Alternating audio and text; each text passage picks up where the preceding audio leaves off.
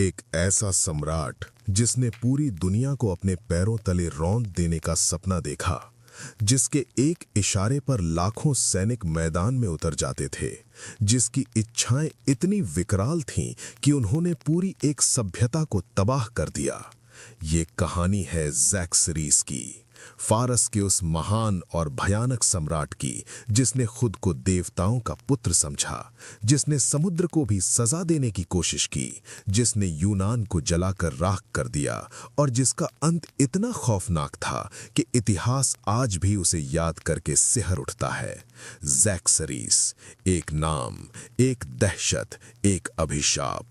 ये वो कहानी है जो इतिहास की किताबों में दफन है, लेकिन आज हम उसे पूरी तरह उघाड़ने वाले हैं, क्योंकि सच कभी-कभी सबसे बड़े फिक्शन से भी ज्यादा डरावना होता है। अगर आप इतिहास के सबसे अंधेरे रहस्यों को जानना चाहते हैं, तो अभी इस चैनल को सब्सक्राइब करें और बेल आइकन दबाएं। ये सफर अभी शुरू होता है। ये कहानी शुरू होती है आज से लगभग 2500 साल पहले, एक ऐसे साम्राज्य की कहानी जो उस वक्त दुनिया का सबसे बड़ा और सबसे ताकतवर साम्राज्य था। फारस का एकीमेनिड साम्राज्य, जिसकी सीमाएं पूर्व में इंडिया से लेकर पश्चिम में इजिप्ट तक फैली हुई थी। इस साम्राज्य पर राज करता था एक ऐसा इंसान जिसे उसके अपने लोग देवता मानते थे, जिसका नाम सुनकर दुश्मन देशों के राजा रात को नींद में भी कांप उठते थे। उस सम्राट का नाम था ज़र्क्सिस। फारसी भाषा में उसे कहा जाता था क्षयार शाह, यानी वो जो महान योद्धाओं पर शासन करता है। और सच में उसका ये नाम बिल्कुल सही था। ज़र्क्सिस कोई साधारण राजा नहीं था। वो एक ऐसी शख्सियत था जिसने अपनी इच्छाओं को कभी किसी की परवाह किए बिना पूरा किया, चाहे उसकी कीमत लाखों लोगों की जान ही क्यों ना हो। ज़र्क्सिस का जन्म लगभग 519 ईसा पूर्व में हुआ था। वो महान सम्राट डेरियस आई का पुत्र था। डेरियस वो सम्राट था जिसने फारसी साम्राज्य को उसकी सबसे ऊंची बुलंदियों तक पहुंचाया था। लेकिन डेरियस के मन में एक टीस थी, एक अधूरी इच्छा। वो यूनान को जीतना चाहता था। 490 ईसा पूर्व में डेरियस ने यूनान पर हमला किया था, लेकिन मैराथन की लड़ाई में उसे शर्मनाक हार का सामना करना पड़ा था। ये हार डेरियस के दिल पर एक गहरा घाव बन गई, और यही घाव उसने अपने बेटे ज़र्क्सिस को विरासत में दिया।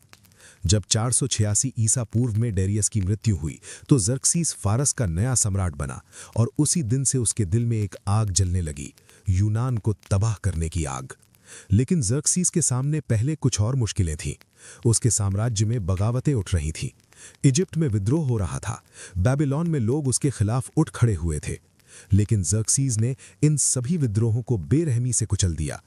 इजिप्ट को उसने इतनी क्रूरता से दबाया कि वहां के लोग सालों तक उसके नाम से कांपते रहे। बेबीलोन के साथ उसने जो किया वो तो और भी दर्दनाक था। उसने बेबीलोन के सबसे पवित्र मंदिर एसा-जीला को तोड़वा दिया, वहां से मार्दुक देवता की सोने की मूर्ति उठवा ली और उसे पिघलवा दिया। ये सिर्फ एक मूर्ति नहीं थी, ये पूरे बेबीलोन की आत्मा थी। ज़र्क्सिस ने उस आत्मा को कुचल दिया। इन सभी विद्रोहों को दबाने के बाद ज़र्क्सिस का ध्यान एक बार फिर यूनान की तरफ गया। उसने अपने दरबार में एक महासभा बुलाई। उस सभा में फारसी साम्राज्य के सबसे ताकतवर सेनापति, सलाहकार और राजकुमार मौजूद थे। ज़र्क्सिस ने उन सभी के सामने अपनी इच्छा जाहिर की। हम यूनान को जीतेंगे, हम एथेंस को जलाएंगे, हम पूरे यूरोप को अपने साम्राज्य में मिला लेंगे। उस सभा में एक बुद्धिमान सलाहकार था, आर्टबनस, जो ज़र्क्सिस का चाचा था। उसने ज़र्क्सिस को रोकने की कोशिश की। उसने कहा कि यूनान की भूमि बहुत कठिन है, समुद्र खतरनाक है, और इतनी बड़ी सेना को इतनी दूर ले जाना मुसीबत को बुलावा देना है। लेकिन ज़र्क्सिस ने उसकी एक न सुनी, बल्कि कहा जाता है कि ज़र्क्सिस इतना क्रोधित हुआ कि उसने आर्टबनस को सरेआम अपमानित किया। यही था ज़र्क्सिस का असली स्वभाव, घमंड, क्रोध और अंधी इच्छाओं का एक जीता जागता पुतला। और यही उसके विनाश की पहली ईंट थी। अब ज़र्क्सिस ने यूनान पर हमले की तैयारी शुरू की, एक ऐसी तैयारी जो इतिहास में अपनी तरह की सबसे बड़ी और सबसे भयानक तैयारी थी। जो होने वाला था वो दुनिया ने पहले कभी नहीं देखा था, और शायद उसके बाद भी कभी नहीं देखा। ज़र्क्सिस ने जो तैयारी शुरू की वो किसी 1 साल या 2 साल की बात नहीं थी। उसने पूरे 4 साल तक यूनान पर हमले की योजना बनाई। 4 साल तक फारस के कोने कोने से सैनिक इकट्ठे किए गए। 4 साल तक हथियार बनाए गए, अनाज जमा किया गया, जहाज तैयार किए गए। इतिहासकार हेरोडोटस लिखता है कि ज़र्क्सीस की सेना इतनी विशाल थी कि जब वो चलती थी तो जमीन हिलती थी। उसने लिखा कि ज़र्क्सीस के पास 2.6 मिलियन से भी ज्यादा सैनिक थे। हालांकि आधुनिक इतिहासकार इस संख्या को थोड़ा कम मानते हैं, लेकिन फिर भी सभी मानते हैं कि ये उस जमाने की सबसे बड़ी सेना थी जो कभी किसी ने इकट्ठी की थी। इस सेना में फारसी, मीडियन, भारतीय, मिस्री, इथियोपियन, अरबी और दर्जनों और कौमों के सैनिक शामिल थे। ये सिर्फ एक सेना नहीं थी, ये एक चलता फिरता साम्राज्य था। 480 ईसा पूर्व में ज़र्क्सीस ने आखिरकार कूच करने का फैसला किया। उसकी सेना सार्डिस से रवाना हुई, जो उस वक्त एशिया माइनर का सबसे बड़ा शहर था। लेकिन यूनान तक पहुंचने के लिए एक बहुत बड़ी रुकावट थी, हेलेस्पोंट, यानी वो संकरी जल संधि जो एशिया और यूरोप को अलग करती थी। आज इसे डार्डनेल्स कहते हैं। ज़र्क्सीस ने हुक्म दिया कि इस जलसंधि पर एक पुल बनाया जाए। उसके इंजीनियरों ने नावों को आपस में बांधकर एक विशाल पुल तैयार किया, लेकिन तभी एक तूफान आया और उस पुल को तोड़ दिया। यहां ज़र्क्सीस का वो रूप सामने आया जो उसे बाकी सभी राजाओं से अलग करता था, और शायद पागल भी। ज़र्क्सीस इतना क्रोधित हुआ कि उसने समुद्र को सजा देने का फैसला किया। जी हां, समुद्र को। उसने अपने सैनिकों को हुक्म दिया कि समुद्र के पानी को 300 पोड़े मारे जाएं, और सिर्फ यही नहीं, उसने समुद्र में जंजीरें भी डलवाईं, ये कहते हुए कि तू मेरा गुलाम है। उन इंजीनियरों का क्या हुआ जिन्होंने वो पहला पुल बनाया था? ज़र्क्सीस ने उनके सिर कटवा दिए। यही था उसका न्याय, जो असफल हो उसे मौत मिले।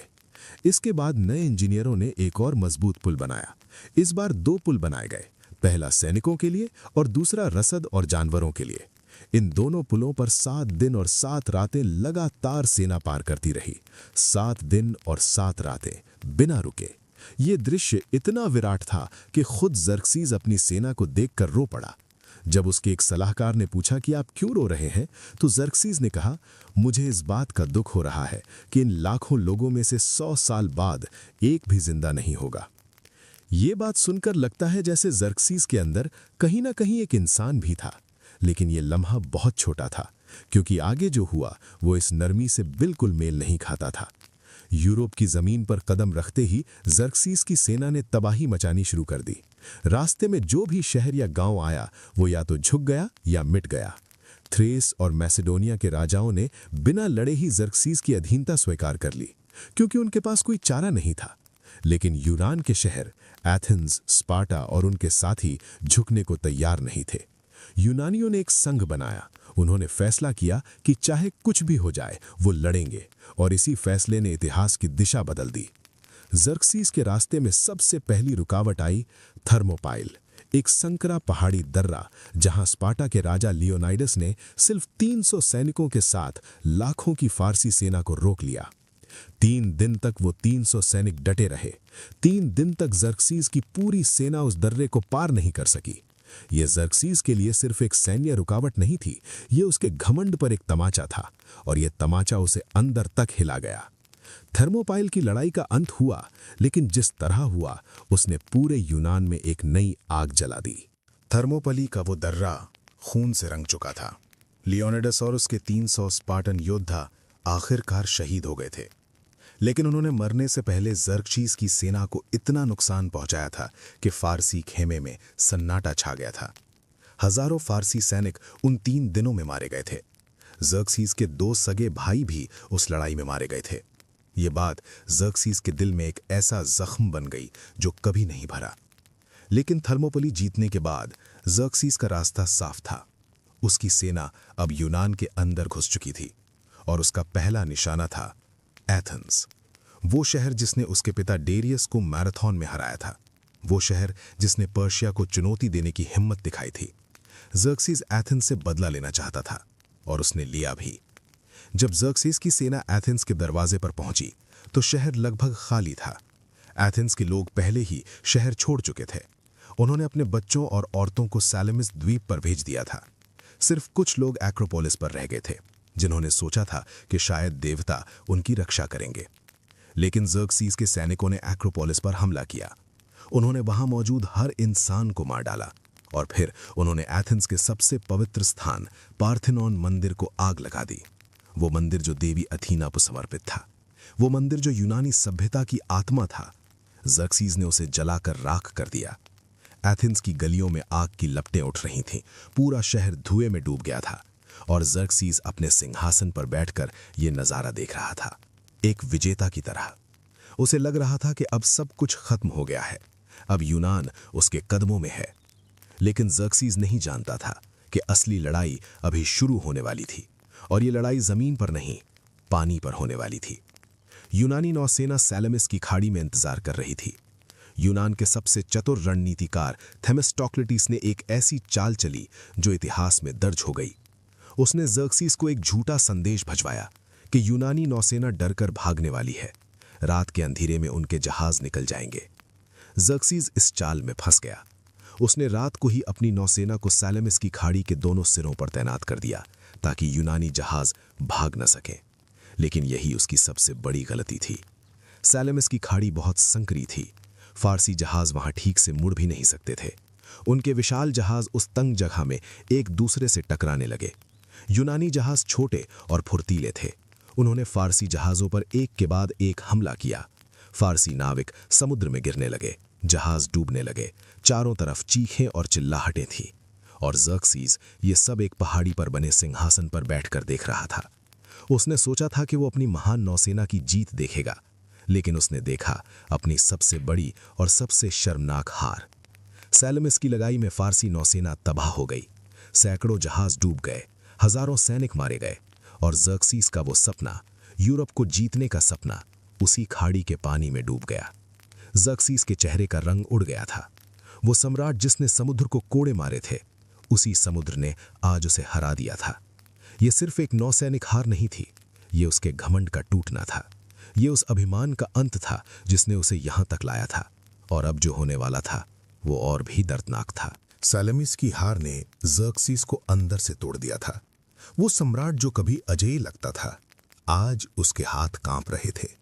उसके दरबारी उसका चेहरा देखकर डर रहे थे, क्योंकि ज़र्क्सीज़ का गुस्सा जब फूटता था तो वो किसी को भी नहीं बख्शता था। सैलेमिस की हार के बाद ज़र्क्सीज़ के सामने एक बहुत बड़ा सवाल था। अब क्या? उसके सलाहकारों में दो खेमे बन गए थे। एक खेमा कह रहा था कि यूनान में रहो, लड़ो, जीतो। दूसरा खेमा कह रहा था कि वापस फारस लौट जाओ, वरना यूनानी नौसेना उस पुल को तोड़ देगी जो हेलेस्पोंट पर बना है, और अगर वो पुल टूट गया तो पूरी फारसी सेना यूरोप में फंस जाएगी। ज़र्क्सीज़ के चाचा पार्टाबैनिस, जिसे उसने पहले अपमानित किया था, उसने एक बार फिर चेतावनी दी। इस बार ज़र्क्सीज़ ने सुनी, क्योंकि अब उसके पास सुनने के अलावा कोई चारा नहीं था। ज़र्क्सीज़ ने फैसला किया कि वो खुद फारस वापस लौट जाएगा, लेकिन वो अपनी पूरी सेना को यूनान में छोड़ जाएगा। उसने अपने सबसे भरोसेमंद सेनापति मार्डोनियस को यूनान की कमान सौंपी। मार्डोनियस एक बहादुर और महत्वाकांक्षी सेनापति था। उसने ज़र्क्सीज़ से वादा किया कि वो यूनान को जीत कर दिखाएगा। ज़र्क्सीज़ अपनी बची खुची सेना के साथ वापस हेलेस्पोंट की तरफ रवाना हो गया। लेकिन ये वापसी किसी विजेता की वापसी नहीं थी। ये एक हारे हुए इंसान की भागती हुई वापसी थी। रास्ते में खाने की कमी थी, बीमारियां फैल रही थीं, सैनिक रास्ते में ही मर रहे थे। वो सेना जो 4 साल की तैयारी के बाद निकली थी, वो टूटी हुई, भूखी और बीमार वापस लौट रही थी। ज़र्क्सीज़ जब हेलेस्पोंट पहुंचा तो वो पुल तूफान में बह चुका था। उसे नावों पर सवार होकर समुद्र पार करना पड़ा। वही समुद्र जिसे उसने कोड़े मारे थे, वही समुद्र जिसे उसने अपना गुलाम कहा था, आज वो उसी समुद्र की दया पर था। ये नियति का एक क्रूर मजाक था। ज़र्क्सीज़ जब फारस वापस पहुंचा तो उसका साम्राज्य अभी भी विशाल था, लेकिन उसका रुतबा, उसकी वो छवि जो देवताओं जैसी थी, वो चकनाचूर हो चुकी थी। फारस के दरबार में फुसफुसाहटें शुरू हो गई थी। लोग कहने लगे थे कि ज़र्क्सीज़ में वो दम नहीं जो उसके पिता डारियस में था। ये बातें ज़र्क्सीज़ के कानों तक पहुंचती थीं, और हर बार जब पहुंचती थीं, वो और ज्यादा क्रोधित, और ज्यादा संदेहास्पद और ज्यादा खतरनाक होता जाता था। इसी बीच यूनान में मार्डोनियस अपनी लड़ाई लड़ रहा था। 479 ईसा पूर्व में प्लेटिया की लड़ाई हुई। ये वो लड़ाई थी जिसने यूनान पर फारसी आक्रमण का हमेशा के लिए अंत कर दिया। मार्डोनियस उस लड़ाई में मारा गया। फारसी सेना तितर-बितर हो गई। जो बचे वो भागकर एशिया माइनर की तरफ चले गए। यूनान आजाद था, और ज़र्क्सीज़ का वो सपना जो उसने अपने पिता की विरासत से उठाया था, हमेशा के लिए खत्म हो गया था। ये खबर जब ज़र्क्सीज़ को मिली तो उसने कोई प्रतिक्रिया नहीं दी, कोई गुस्सा नहीं, कोई आंसू नहीं, बस एक गहरी चुप्पी। और यही चुप्पी सबसे ज्यादा डरावनी थी, क्योंकि ज़र्क्सीस जब चुप होता था तब वो सबसे ज्यादा खतरनाक होता था। अब ज़र्क्सीस ने खुद को अपने महल में बंद कर लिया। परसेपोलिस का वो शानदार महल जिसे उसने खुद बनवाया था, अब उसकी कैद बन गया था। और उस कैद में जो होने वाला था वो किसी भी युद्ध से ज्यादा खतरनाक था, क्योंकि अब दुश्मन बाहर नहीं था, दुश्मन महल के अंदर था, उसी के अपने लोगों में। परसेपोलिस का वो महल जो कभी दुनिया की सबसे खूबसूरत और सबसे ताकतवर इमारत मानी जाती थी, आज एक बीमार इंसान की रूह की तरह खोखली लग रही थी। ज़र्क्सिस बाहर की दुनिया से कट चुका था, लेकिन महल के अंदर की दुनिया कभी नहीं सोती।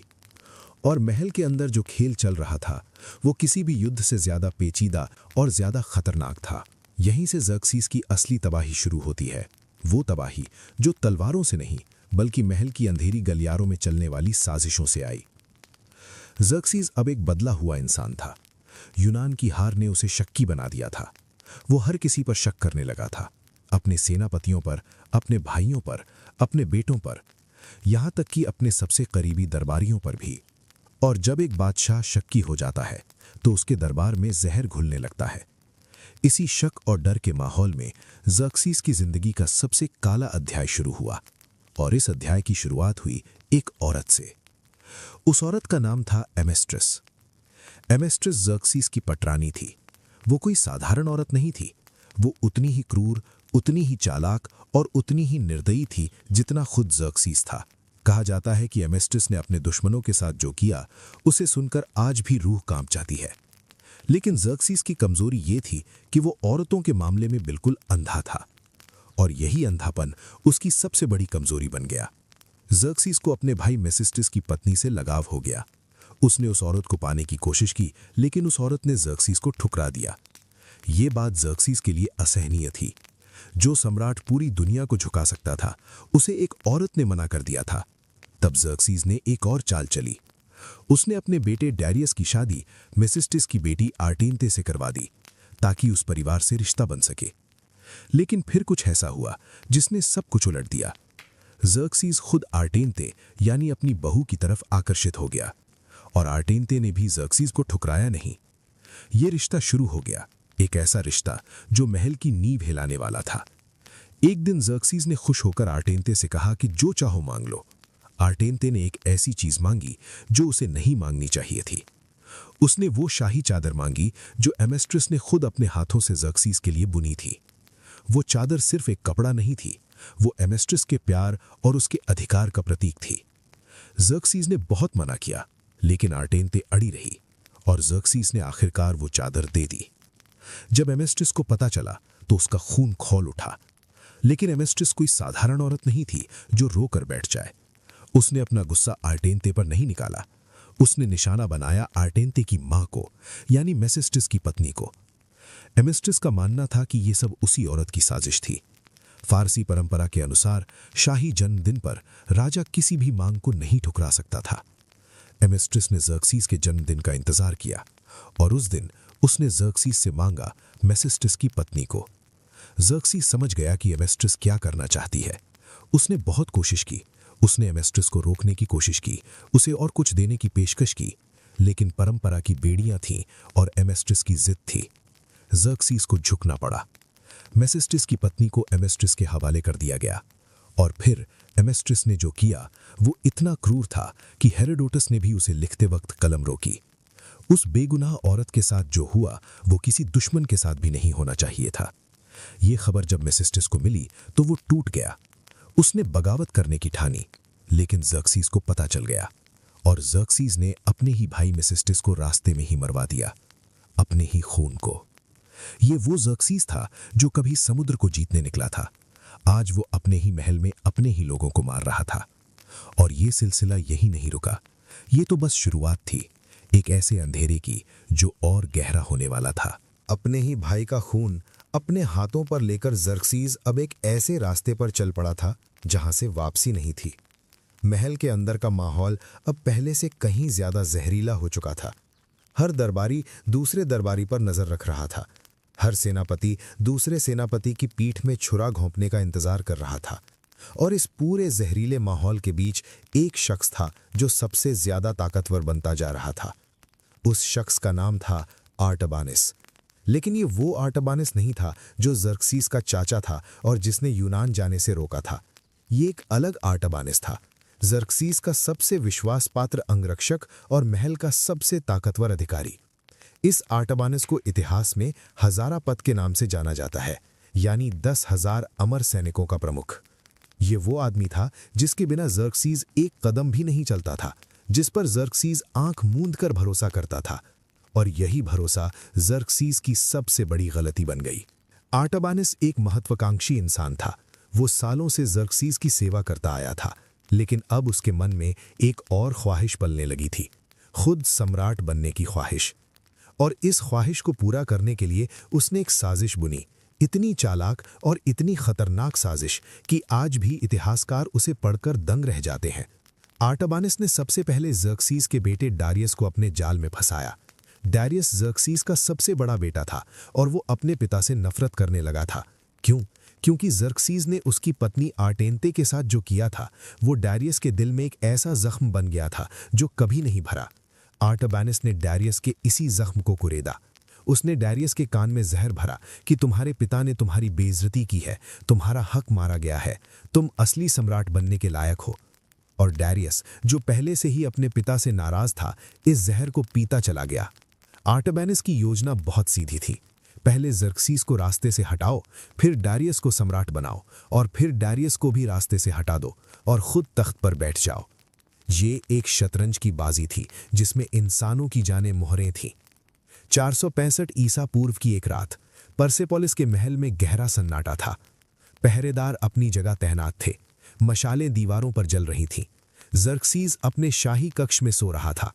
वो सम्राट जिसने लाखों सैनिकों की फौज खड़ी की थी, जिसने समुद्र को कोड़े मरे थे, जिसने एथेंस को जलाकर राख किया था, वो आज अपने ही बिस्तर पर बेखबर सो रहा था। और उसी रात आर्टाबानिस महल के अंदर दाखिल हुआ। अपने साथ वो कुछ चुने हुए और वफादार लोगों को लेकर आया था। जर्क्सीस के कक्ष के बाहर जो पहरेदार थे वो आर्टाबानिस के अपने आदमी थे। उन्होंने रास्ता दे दिया। आर्टाबानिस जर्क्सीस के कक्ष में घुसा और उस रात जो हुआ वो इतिहास के सबसे काले पन्नों में से एक है। जर्क्सीस, फारस का महान सम्राट, दुनिया का सबसे ताकतवर इंसान, अपने ही कक्ष में, अपने ही बिस्तर पर, अपने ही विश्वास पात्र के हाथों मारा गया। कोई आखिरी लड़ाई नहीं, कोई आखिरी चीख नहीं, बस अंधेरे में एक खामोश मौत।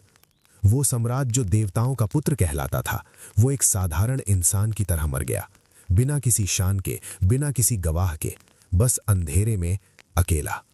लेकिन आर्टाबानिस की कहानी यहीं खत्म नहीं हुई। असली खेल तो अब शुरू हुआ था। जर्क्सीस के मरते ही उसने अपनी योजना का अगला कदम उठाया। उसने डारियस के पास जाकर कहा कि तुम्हारे पिता को तुम्हारे भाई आर्टक्सर्क्सीस ने मारा है। डारियस का खून खौल उठा और उसने बिना सोचे समझे अपने भाई आर्टक्सर्क्सीस पर हमला कर दिया। लेकिन आर्टाबानिस ने यह भी पहले से सोच रखा था। आर्टक्सर्क्सीस को पहले ही खबर कर दी गई थी। डारियस मारा गया और अब आर्टाबानिस का अगला निशाना था आर्टक्सर्क्सीस खुद। लेकिन क्या आर्टाबानिस का यह सपना पूरा हुआ? क्या उसने सच में फारस का तख्त हासिल किया? ये जानने के लिए आगे बढ़ना होगा, क्योंकि आगे जो हुआ वो किसी को भी उम्मीद नहीं थी। आर्टाजर्क्सीस अभी सिर्फ एक नौजवान राजकुमार था। उसकी उम्र कम थी, लेकिन उसकी आंखें बहुत कुछ देख चुकी थीं। अपने पिता जर्क्सीस की मौत, अपने भाई डारियस का हमला, और अब आर्टाबानिस की वो साजिश जो धीरे धीरे उसके सामने खुल रही थी। आर्टाजर्क्सीस की दरबार में एक बुद्धिमान और वफादार सेनापति था जिसका नाम था मेगाबाइजस। उसने आर्टाजर्क्सीस को असली सच बताया। उसने कहा कि ये सब आर्टाबानिस की चाल है। तुम्हारे पिता को आर्टाबानिस ने मारा है, तुम्हारे भाई डारियस को भी उसी ने मरवाया है, और अब तुम उसका अगला निशाना हो। ये सुनकर आर्टाजर्क्सीस के पैरों तले जमीन खिसक गई, लेकिन वो घबराया नहीं। उसने ठंडे दिमाग से सोचा और उसने एक फैसला किया, आर्टाबानिस को उसी के जाल में फंसाना।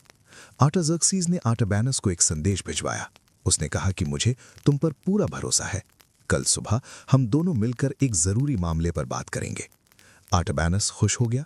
उसे लगा कि नौजवान आर्टाजर्क्सीस उसके हाथ की कठपुतली बनने के लिए तैयार है। वो अगली सुबह बिना किसी शक के आर्टाजर्क्सीस के कक्ष में आ गया। लेकिन जैसे ही वो अंदर दाखिल हुआ, दरवाजे बंद हो गए।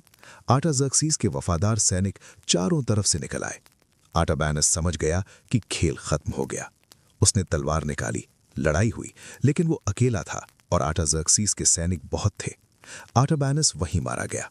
उसके साथ उसके सभी बेटे और साथी भी खत्म कर दिए गए। वो शख्स जिसने फारस का तख्त हासिल करने का सपना देखा था, वो एक बंद कमरे में खून में लिपटा पड़ा था। ये था उस साजिश का अंत जिसने जर्क्सीज जैसे महान सम्राट को मिट्टी में मिला दिया था। आर्टाजर्क्सीज अब फारस का नया सम्राट बन गया। उसे इतिहास में आर्टाजर्क्सीज फर्स्ट के नाम से जाना जाता है और उसे एक और नाम से भी जाना जाता है, लॉन्गिमैनस, यानी लंबे हाथों वाला। कहा जाता है कि उसका दाया हाथ बाएं से लंबा था, लेकिन यह सिर्फ एक शारीरिक विशेषता नहीं थी, ये एक प्रतीक था, क्योंकि आर्टाजर्क्सीज की पहुंच वाकई बहुत लंबी थी। वो अपने दुश्मनों तक हमेशा पहुंच जाता था। लेकिन आर्टाजर्क्सीज के सामने चुनौतियां खत्म नहीं हुई थीं। जर्क्सीज की मौत की खबर जैसे ही साम्राज्य के कोने कोने में फैली, हर तरफ बगावतें शुरू हो गईं। इजिप्ट ने एक बार फिर सिर उठाया, बैक्ट्रिया में विद्रोह हो गया और सबसे बड़ी बगावत आई एक ऐसी जगह से जहां से किसी ने उम्मीद नहीं की थी। जर्क्सीज का एक और बेटा था, हिस्टैपसीज। वो बैक्ट्रिया का गवर्नर था। जब उसे पता चला कि उसके भाई आर्टाजर्क्सीज ने तख्त हथिया लिया है, तो उसने बगावत कर दी। आर्टाजर्क्सीज को अपने ही भाई के खिलाफ 2 बड़ी लड़ाइयां लड़नी पड़ी। दोनों लड़ाइयों में आर्टाजर्क्सीज जीता और हिस्टैपसीज का क्या हुआ, इतिहास में इसका कोई साफ जवाब नहीं है। बस ये पता है कि उसके बाद उसका नाम कहीं नहीं आता। जर्क्सीज के जाने के बाद फारसी साम्राज्य का वो दौर खत्म हो गया था जिसे उसकी सबसे बड़ी बुलंदी कहा जाता था। जर्क्सीज वो आखिरी सम्राट था जिसने सच में पूरी दुनिया को जीतने की कोशिश की थी। उसके बाद फारसी साम्राज्य धीरे धीरे सिकुड़ने लगा, बगावतें बढ़ने लगीं, कमजोरियां उभरने लगीं और वो साम्राज्य जो कभी इंडिया से इजिप्ट तक फैला था, वो अपने ही बोझ तले दबने लगा। लेकिन जर्क्सीज की कहानी सिर्फ उसकी मौत पर खत्म नहीं होती। उसके जाने के बाद भी उसकी विरासत जिंदा रही। उसके द्वारा बनाए गए महल, उसके द्वारा लड़ी गई लड़ाइयां और उसके द्वारा की गई गलतियां सदियों तक लोगों को सबक देती रहीं। परसेपोलिस था वो शानदार महल जो जर्क्सीज की शान का प्रतीक था। उसका भी एक बहुत दर्दनाक अंत होने वाला था, एक ऐसा अंत जो जर्क्सीज की तबाही का सबसे आखिरी और सबसे दर्दनाक अध्याय था, और उस अंत का नाम था अलेक्जेंडर। अलेक्जेंडर, ये नाम सुनते ही फारसी साम्राज्य के हर दरबारी की रूह कांप जाती थी। ये वो नाम था जो जर्क्सीज की मौत के लगभग 130 साल बाद इतिहास के पन्नों पर आग की तरह उभरा। अलेक्जेंडर द ग्रेट, मैसेडोनिया का वो नौजवान राजा जिसने महज 20 साल की उम्र में दुनिया जीतने का सपना देखा और जिसने वो सपना सच भी कर दिखाया। लेकिन अलेक्जेंडर की कहानी को समझने के लिए पहले ये समझना जरूरी है कि जर्क्सीज ने जो बोया था वो अलेक्जेंडर के वक्त तक किस हद तक फल दे चुका था। जर्क्सीज के बाद फारसी साम्राज्य कभी भी उस बुलंदी पर नहीं पहुंच सका जहां वो एक बार था। एक के बाद एक कमजोर सम्राट आते रहे, दरबारी साजिशें बढ़ती रहीं, बगावतें नहीं रुकीं, और जब 336 ईसा पूर्व में अलेक्जेंडर ने मैसेडोनिया की गद्दी संभाली तो फारसी साम्राज्य अंदर से खोखला हो चुका था। अलेक्जेंडर ने अपनी पहली बड़ी जीत 334 ईसा पूर्व में हासिल की, ग्रानिकस की लड़ाई में। फारसी सेना उसके सामने टिक नहीं सकी। फिर आई इसूस की लड़ाई 333 ईसा पूर्व में। इस लड़ाई में अलेक्जेंडर ने फारस के सम्राट डेरियस थर्ड को सीधे मैदान में हराया। डेरियस थर्ड अपनी मां, पत्नी और बच्चों को छोड़कर भाग गया। ये फारसी साम्राज्य के लिए किसी अभिशाप से कम नहीं था। अलेक्जेंडर आगे बढ़ता रहा। इजिप्ट उसके सामने झुक गया, मेसोपोटामिया उसके कदमों तले आ गया, और फिर आई वो घड़ी जिसका इंतजार अलेक्जेंडर को शायद सबसे ज्यादा था। 330 ईसा पूर्व में अलेक्जेंडर की फौज परसेपोलिस के दरवाजे पर खड़ी थी। वही परसेपोलिस जिसे जर्क्सीज ने अपनी शान का प्रतीक बनाया था। वही महल जिसकी दीवारों पर हजारों नक्काशियां थीं, जिसके खजाने में दुनिया की सबसे बड़ी दौलत जमा थी। अलेक्जेंडर के सैनिकों ने परसेपोलिस में दाखिल होते ही लूटमार शुरू कर दी। वो दौलत जो पीढ़ियों से जमा की गई थी, वो कुछ ही दिनों में लूट ली गई। कहा जाता है कि परसेपोलिस के खजाने को ले जाने के लिए अलेक्जेंडर को 20,000 खच्चरों और 5,000 ऊंटों की जरूरत पड़ी थी। ये दौलत इतनी थी कि उसे गिनना भी मुश्किल था। लेकिन सबसे दर्दनाक जो होने वाला था वो दौलत की लूट नहीं था। एक रात अलेक्जेंडर के दरबार में जश्न का माहौल था। शराब बह रही थी, संगीत गूंज रहा था, और उसी नशे में एक यूनानी औरत जिसका नाम था थाइस उठी और उसने अलेक्जेंडर से कहा। उसने कहा कि यूनान का सबसे बड़ा बदला अभी बाकी है। उसने कहा कि ज़र्क्सीज़ ने एथेंस जलाई थी, एथेंस का बदला पर्सेपोलिस को जला कर लो। अलेक्जेंडर, जो शराब के नशे में था और जिसके दिल में भी ये आग थी, उसने एक मशाल उठाई और उसने पर्सेपोलिस के उस महान महल में आग लगा दी। वो आग जो ज़र्क्सीज़ ने एथेंस में लगाई थी, आज वही आग उसके अपने महल को निगल रही थी। पर्सेपोलिस की वो शानदार इमारतें जो पत्थर पर बनी थीं, उनकी लकड़ी की छतें जलने लगीं। वो नक्काशियां जो हजारों कारीगरों ने सालों में बनाई थीं, आग की लपटों में झुलसने लगीं। वो खंबे जो आसमान को छूते थे, काले धुएं में लिपट गए। कहा जाता है कि उस रात की आग इतनी बड़ी थी कि उसकी रोशनी दूर दूर तक दिखाई दी, और उस आग की रोशनी में अलेक्जेंडर खड़ा था, एक हाथ में मशाल लिए। वो शायद उस वक्त ज़र्क्सीज़ के बारे में सोच रहा था, उस सम्राट के बारे में जिसने यूनान को जलाया था, उस सम्राट के बारे में जो खुद को देवता समझता था। कुछ इतिहासकार कहते हैं कि बाद में अलेक्जेंडर को इस काम का पछतावा हुआ। उसे एहसास हुआ कि उसने नशे में एक ऐसी इमारत जला दी जो पूरी इंसानियत की धरोहर थी, लेकिन जो जल गया वो वापस नहीं आ सकता था। पर्सेपोलिस की राख में ज़र्क्सीज़ के सपनों की राख भी मिली हुई थी। वो सम्राट जो खुद को दुनिया का मालिक समझता था, उसका सबसे बड़ा गुरूर आज राख का ढेर था।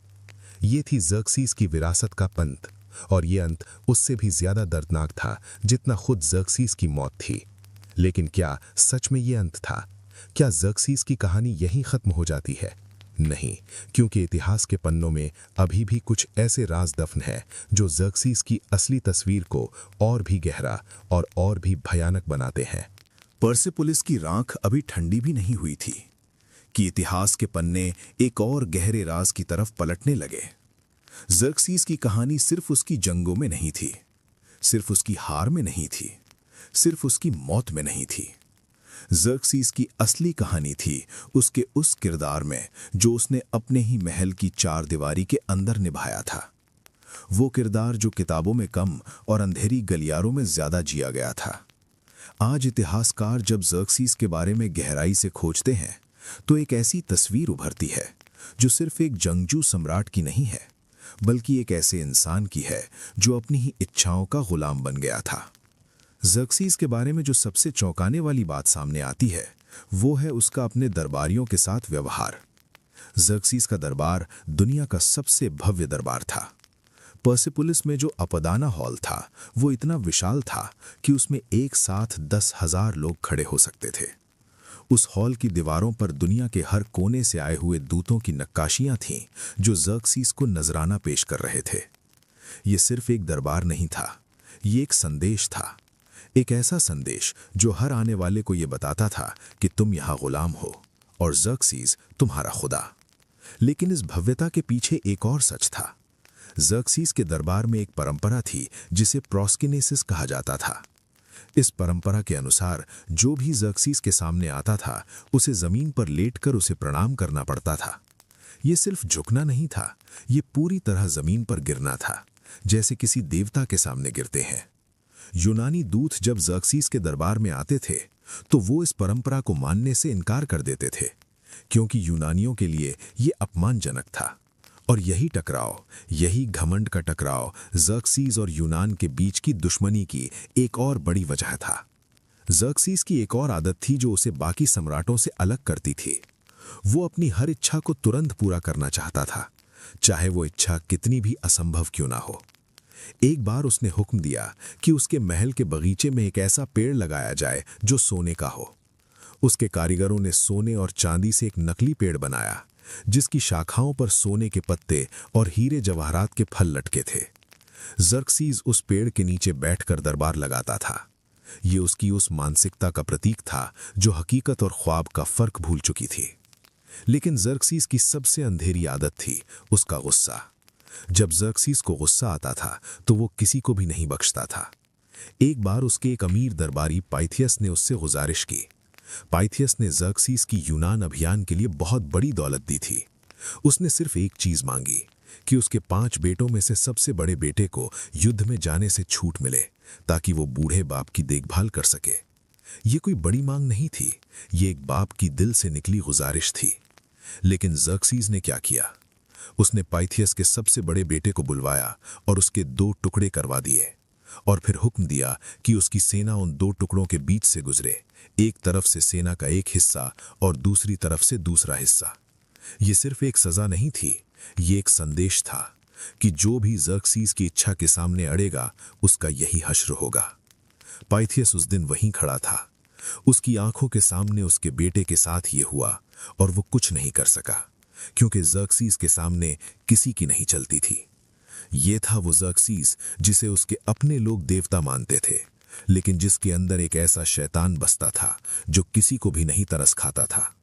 और यही शैतान आखिरकार उसे ले डूबा, क्योंकि जो इंसान दूसरों के दर्द को नहीं समझता, नियति एक दिन उसे वो दर्द जरूर देती है जिसे वो खुद नहीं झेल सकता। ज़र्क्सीज की पूरी जिंदगी इसी एक सच की गवाही है। और अब उस जिंदगी का सबसे आखिरी और सबसे गहरा सबक सामने आने वाला था। ज़र्क्सीज की पूरी जिंदगी एक ऐसे इंसान की कहानी है जिसने हर वो गलती की जो एक इंसान कर सकता है। घमंड, लालच, क्रोध, शक और अंधी इच्छाएं, ये सब उसके अंदर एक साथ मौजूद थे और यही चीजें उसे धीरे धीरे उस मुकाम तक ले गईं जहां से वापसी नहीं थी। लेकिन ज़र्क्सीज की कहानी का सबसे गहरा सबक वो नहीं है जो उसकी जंगों में है। सबसे गहरा सबक है उस इंसान में जो वो बन सकता था लेकिन नहीं बना। ज़र्क्सीज एक ऐसे बाप का बेटा था जिसने फारसी साम्राज्य को दुनिया की सबसे बड़ी ताकत बनाया था। डेरियस I एक ऐसा सम्राट था जिसने सिर्फ तलवार से नहीं बल्कि अक्ल से राज किया था। उसने सड़कें बनाई, डाक व्यवस्था बनाई, कानून बनाए। उसने अपने साम्राज्य के लोगों को एक धागे में पिरोया। लेकिन ज़र्क्सीज ने यह सब विरासत में पाकर भी उससे कुछ नहीं सीखा। उसने सिर्फ वो ताकत देखी जो उसके पिता ने छोड़ी थी, उस ताकत की जिम्मेदारी नहीं देखी। और यही फर्क था एक महान सम्राट और एक बर्बाद सम्राट के बीच का फर्क। ज़र्क्सीज के बारे में एक और बात जो इतिहासकार बताते हैं वो है उसकी अपनी प्रजा के साथ उसका रवैया। फारस के आम लोग ज़र्क्सीज से डरते थे लेकिन उससे प्यार नहीं करते थे, और ये फर्क बहुत बड़ा होता है। जो राजा सिर्फ डर से राज करता है वो एक दिन अकेला रह जाता है। ज़र्क्सीज के साथ भी यही हुआ। उसके आखिरी दिनों में उसके पास दौलत थी, ताकत थी, महल था, लेकिन कोई सच्चा साथी नहीं था। कोई ऐसा इंसान नहीं था जो उसे सच बता सके। कोई ऐसा दोस्त नहीं था जो उसके साथ बिना डर के खड़ा हो सके। ये अकेलापन किसी भी सजा से बड़ी सजा है। ज़र्क्सीज ने अपनी जिंदगी में जो सबसे बड़ी भूल की वो थी प्रकृति को चुनौती देना। उसने समुद्र को कोड़े मारे, उसने पहाड़ों को काटा, उसने नदियों का रुख बदला। उसने सोचा कि वो ब्रह्मांड का मालिक है, लेकिन प्रकृति किसी की नहीं सुनती और प्रकृति ने उसे वो जवाब दिया जो उसे मिलना ही था। सेलेमिस की लहरों ने उसके जहाज डुबोए, थर्मोपोली के पहाड़ों ने उसकी सेना को रोका और आखिरकार उसी जमीन ने जो उसने जीतने की कोशिश की थी उसे वापस कर दिया, खाली हाथ, टूटा हुआ, अकेला। आज से 2500 साल बाद भी जब हम ज़र्क्सीज की कहानी पढ़ते हैं तो एक सवाल जहन में आता है, क्या ज़र्क्सीज सच में इतना बुरा था या वो एक ऐसा इंसान था जो गलत वक्त में गलत जगह पर गलत सोच के साथ पैदा हुआ था? शायद दोनों, क्योंकि इतिहास में कोई भी इंसान सिर्फ काला या सिर्फ सफेद नहीं होता। ज़र्क्सीज ने पर्सेपोलिस बनवाया जो दुनिया की सबसे खूबसूरत इमारतों में से एक थी। उसने अपने साम्राज्य में बड़े निर्माण कार्य करवाए, उसने कला और स्थापत्य को बढ़ावा दिया, लेकिन ये सब उसकी उन गलतियों के सामने फीका पड़ जाता है जो उसने इंसानियत के खिलाफ की। पाइथियस के बेटे का खून, मेसिस्टिस का कत्ल, एथेंस की आग, ये सब उसके नाम के साथ हमेशा के लिए जुड़ा रहेगा। और सबसे बड़ी बात, ज़र्क्सीज की मौत, वो मौत जो किसी युद्ध में नहीं आई, जो किसी दुश्मन के हाथों नहीं आई, जो आई उसी के अपने महल में, उसी के अपने लोगों के हाथों। ये इतिहास का सबसे बड़ा सबक है।